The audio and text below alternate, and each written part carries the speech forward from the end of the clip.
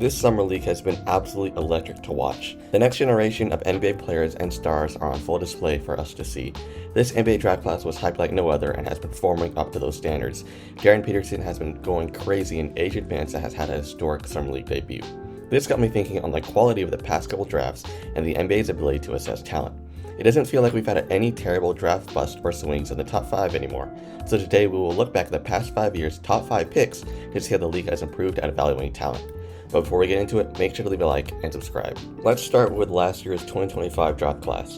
Flag, Harper, VJ, Khan, and Ace all went in the top 5 in that order, and they all had incredible rookie years. We even saw one of the best Rookie of the Year races of all time between Flag and Khan. But let's start at the top with Cooper Flag, who was a consensus #1 pick and showed it out in his rookie season, winning the Rookie of the Year. Cooper Flag had such a great rookie year and showed the world that he is a generational prospect that we expected and hoped he would be. He is a franchise guy in Dallas, and there is no question who they are building around. It was a close Rookie of the Year race, but Flag dropped a 51-point game and a 45-point game back-to-back towards the end of the season to win the award. Dylan Harper had a great rookie year and proved that he is the lead guard next to Embiid for a decade to come. With great performances off the bench in the regular season, he had an incredible postseason, surpassing De'Aaron Fox as their point guard.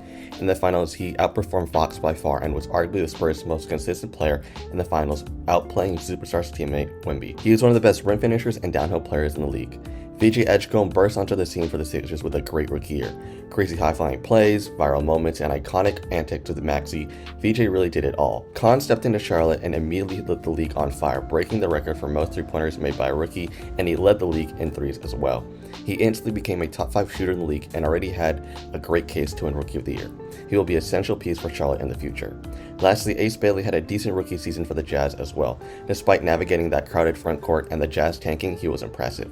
Him and DP are the future of this team. This draft has gone 5 for 5 so far. When we look at the 2024 draft class, Zachary Richardson headlines this draft as the #1 pick. His career has gone on to a disappointing start, to say the least. He has even been benched in the playoffs and has been actively shopped around. His career has not been off to the best start, but we still have a lot of time to go before his story is finished. Alex Sarr, on the other hand, improved a lot in his second season. He has overcome a rough start and played really well after the All-Star break last year and became one of the league's best shot blockers. He will be a very integral piece to what the nation's capital is building. Reed Sheppard has been quite disappointing so far, similar to Richardson. He hasn't been the Rockets' point guard of the future they were hoping for and has been terrible defensively. He has been a good shooter for the Rockets, and he still has time to grow. Stephon Castle was the third or even second best player on a team that just made the NBA Finals. He has been great for the Spurs on both sides of the ball. He is a very aggressive downhill player and a good on-ball perimeter defender. Add a jump shot to his game and you have a legit third or second star next to Wemby. Lastly, Ron Holland has been solid in his role, but he has been a project type of player for the Pistons. He has all the tools as an athletic wing player, but his offensive game needs work, and he just needs to be consistent.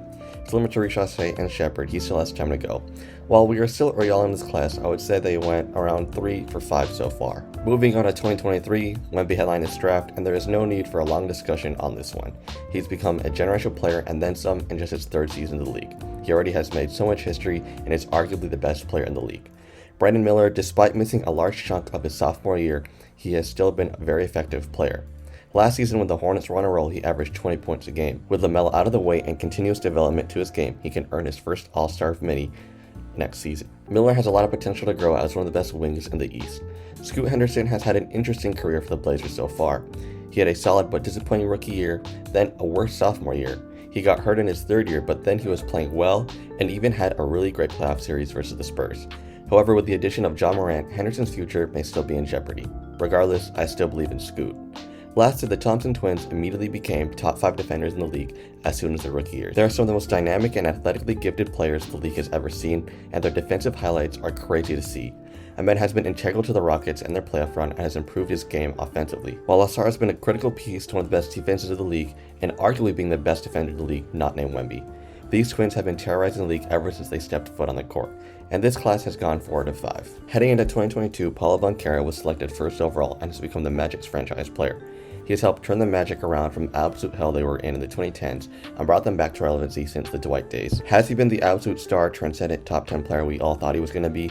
No, but he has been a really good star and has definitely been worth the pick. He just needs to work on his efficiency, and then he could easily be a top 15 player in the league. Chet Holmgren has been the second or third best player for back-to-back 1 seeds in the West with the Thunder. In his young NBA career, he has been an absolute unicorn and has been the second best defender and shot blocker in the league, only behind Wemby.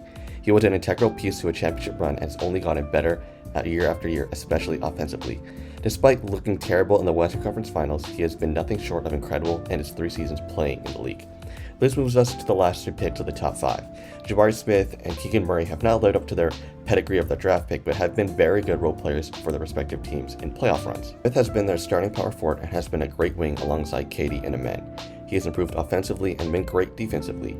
Keegan in his rookie year was a big part of the Beam team in Sacramento, and ever since has kind of stalled out as a player.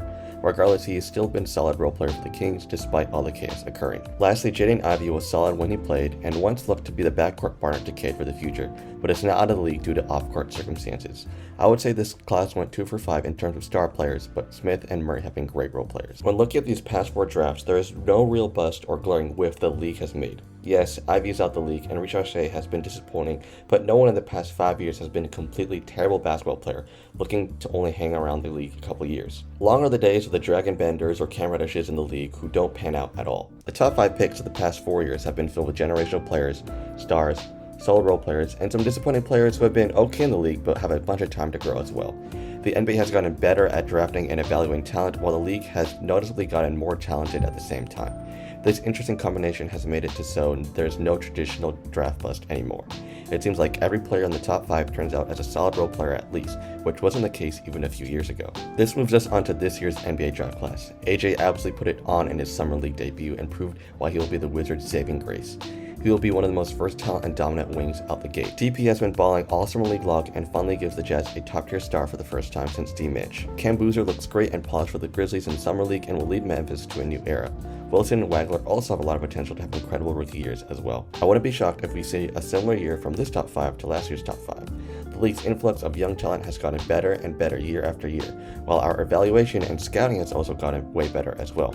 This is why the traditional NBA draft list is dead, and no player picked in the top 5 will ever be an outright failure for the foreseeable future.